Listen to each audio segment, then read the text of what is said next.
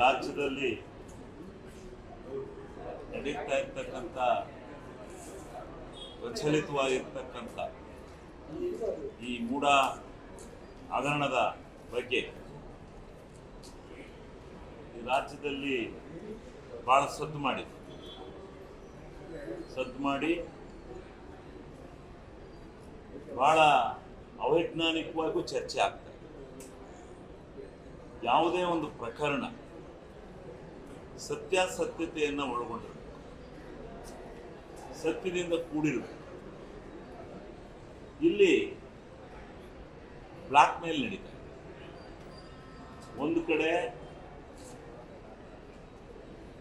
ಅವರೇ ಸೈಟನ್ನು ಕೊಟ್ಟು ಅವರ MLAಗಳೇ ಸಹಿ ಹಾಕಿ ಅವರೇ ರೆಸಲ್ಯೂಷನ್ ಮಾಡಿದಂಥ ಎಲ್ಲ ಪಕ್ಷದವರು ಸೇರಿ ಕೊಟ್ಟಿರ್ತಕ್ಕಂಥ ನಿವೇಶನಗಳಿಗೆ ಸರಿ ಇಲ್ಲ ಅಂತೇಳಿ ಅವರೇ ಪಾದಯಾತ್ರೆ ಮಾಡ್ತಿದ್ದಾರೆ.